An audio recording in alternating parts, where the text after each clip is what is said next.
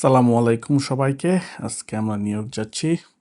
আমাদের যেতে সময় লাগবে 4.5 থেকে 5 ঘন্টা। আমরা টোল রোড ধরবো আর আমাদের যাওয়ার সময় চার্জ দিতে হবে গাড়িতে। সো একটু বেশি টাইম এক্সপেক্ট করতেছি। চার্জ দিতেও মোটামুটি আধা ঘন্টা সময় লাগবে বা 25 মিনিট সময় লাগবে। আমরা এখন যাব চাবি ড্রপ করতে ফ্রেন্ডের বাসায়, তারপর ওখান থেকে রওনা হবো নিউ ইয়র্কের উদ্দেশ্যে। সো এখন আমরা রাস্তায় আছে, বাট যাওয়ার আগে আসছি। হেডফোন কানেক্ট করি নাই। এখন আমরা রাস্তায় আছি। সো আগে আসছি একটা ফ্রেন্ডের বাসায়, বাসার চাবি ড্রপ করার জন্য। কজ ভাড়াটে টাটি আছে, ইনকেস যদি কোনো কাজ দরকারে লাগে, এই জন্য চাবিটা ড্রপ করে গেছি। ড্রপ করে যাচ্ছি অ্যাকচুয়ালি, আমি ড্রপ করিনি, ড্রপ করে যাচ্ছি। আজকে নিউ ইয়র্কে যাব টোল রোড দিয়ে। টোল রোডে মোটামুটি আমাকে দেখাচ্ছে $40 মতো লাগবে। মাঝখানে আমার গাড়িটা চার্জ করতে হবে।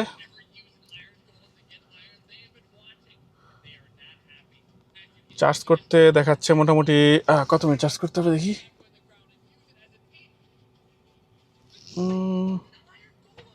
26 মিনিট চার্জ করতে হবে। It's lot, but it's okay. Only 26 minute charge করতে হবে, বিকজ আমি সেট করে দিছি আমি আমার ডেস্টিনেশনে পৌঁছানোর পর যেন 70% চার্জ থাকে গাড়িতে। নিউ ইয়র্কে চার্জ দেওয়া অনেক কষ্ট, আমি যেটা দেখছি অনেক কষ্ট, অনেক। আলহামদুলিল্লাহ, অবশেষে অলমোস্ট নিউ ইয়র্ক পৌঁছে গেছি। জাস্ট একটা ব্রিজ পাস করলেই আমরা চলে যাব ব্রুকলিনে। সো ব্রুকলিনে থাকবো, ইচ্ছা আছে ফ্রাইডে পর্যন্ত থাকবো, বাট দেখি, ডিপেন্ডস অন ওয়েদার। তাড়াতাড়িও ব্যাক করতে পারি। মাঝখানে শুধু ব্রেক করছিলাম চার্জের জন্যে। সো মোটামুটি নিউ ইয়র্কে ঢোকার আগে চার্জ দিয়ে নিচ্ছি, বা নিউ ইয়র্কে চার্জ করাটা অনেক অনেক টাফ। পে করতে হয় চার্জের জন্যে, পে করতে হয় পার্কিংয়ের জন্যে, প্লাস চার্জার অনেক স্লো নিউ ইয়র্কে, ইভেন কনভিনিয়েন্ট না। সো টেসলা নিয়ে ঘোরা যায়, বাট কেমন যেন ফ্রিডম ফ্রিডম ভাবটা আসে না। মনে হয় যে গ্যাসের গাড়ি বা তেলের গাড়ি থাকলেই ভালো হতো। যাই হোক, গ্যাস বলতেছি, আমরা ইউএসএ তেলের গাড়িকে গ্যাসের গাড়ি বলি। Just for your information, I know it's very funny, but everything is different in USA, you no.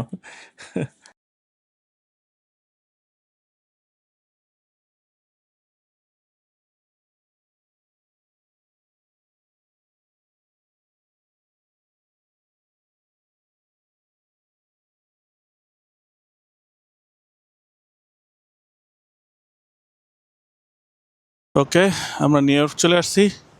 New ইয়র্কের সবচেয়ে বড় সমস্যা পার্কিং সমস্যা। সামটাইমে 1-1.5 ঘন্টা এদিক সেদিক ঘুরতে ঘুরতে পার্কিং পাতে পারে। আমার কপালটা আজকে ভালো ছিল, আমার দুলাভাই আমার জন্য পার্কিং রেখে দিয়েছিল, তো তার গাড়ি মুভ করে আমার গাড়িটা আমি পার্ক করে ফেলছি।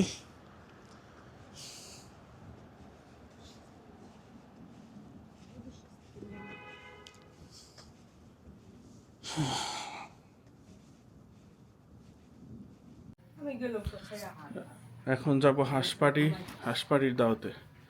একটা ফ্রেন্ড হাঁসপাটির দাওয়াত দিছে।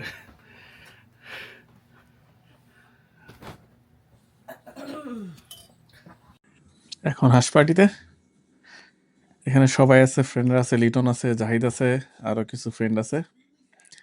এটাই আজকে রাতে হাঁসপাটি। হাঁস রান্না হচ্ছে, হাঁস খাবো আজকে, হাঁস। এই দেখেন, এখানে 3টা হাঁস আছে, এক একটা হাঁস 12 পাউন্ড করে, অনেক হাঁস। একবার এখানে অলরেডি খাওয়া শুরু করে দিছে। আজকে খাবো, অনেক খাবো। আমি নর্মালি হাঁস খাই না, বাট আজকে খাবো।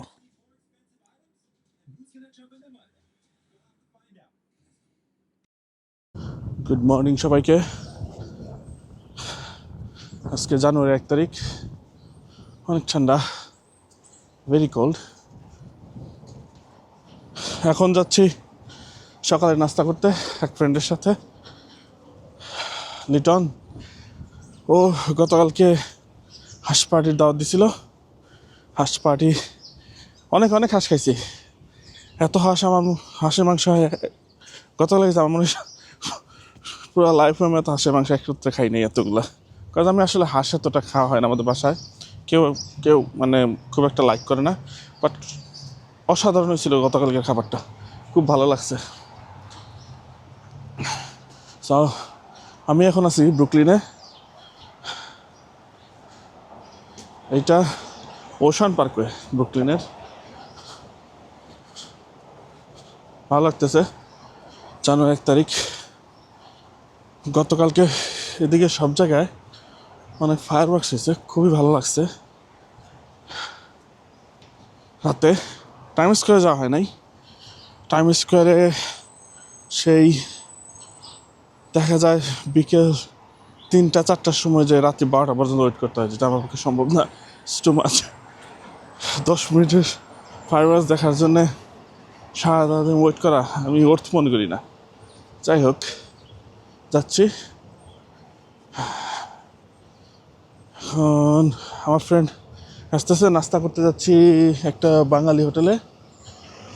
নিউ ইয়র্কে বাঙালি হোটেল অনেক ইজিলি নাস্তা করা যায়,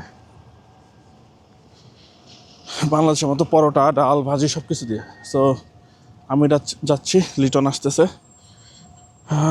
আমরা এক জায়গায় মিট করবো, এখান থেকে হেঁটে তারপর রেস্টুরেন্টে যাবো খেতে। খুব একটা দূরে না, 2-3 ব্লক পরেই রেস্টুরেন্ট। অনেক রেস্টুরেন্ট এখানে।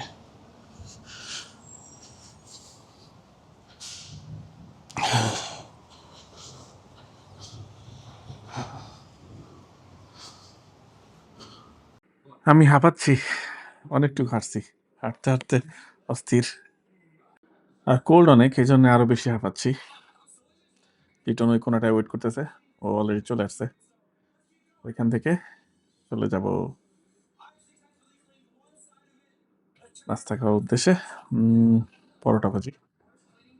হয়তো খাবারের ভিডিও দিতে পারবো না, বাট খাবারের পিকচার দিব। নতুন ব্লগার তো লজ্জা পাই। যাই হোক, লিটন চলে আসছে। লিটন আমার সাথে আছে এখন। লিটন কিছু বলো।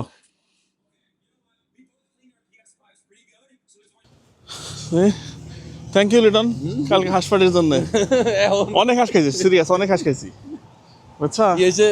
কালকে বাবির লিখে দিয়েছিলাম, খাইছে, হ্যাঁ। ভালো লাগছে। হাঁস হাঁস মতো আসলেই মানে মানে হাঁস তো আমি আসলে আমার বাসায় আনিও না হাঁস, বুঝছো, খাওয়া হয় না। সো খুব একটা খাবার পছন্দ না, কিন্তু কালকে এত হাঁস খাইছি মানে তোমার সারা জীবনে যতগুলো হাঁস খাইছি ততগুলো একত্র করলে কারণ আমরা চিকেন আর বিফটাই খাই, বুঝছো, হাঁস খাওয়াই না।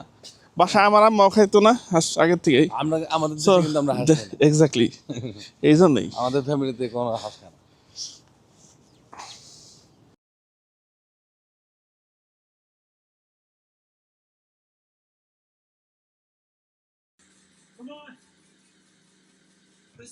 যে হোটেলে খাওয়া দাওয়া করলাম এইটা ঠিক সেই হোটেলের পাশেই একটা 4 রাস্তার মোড়।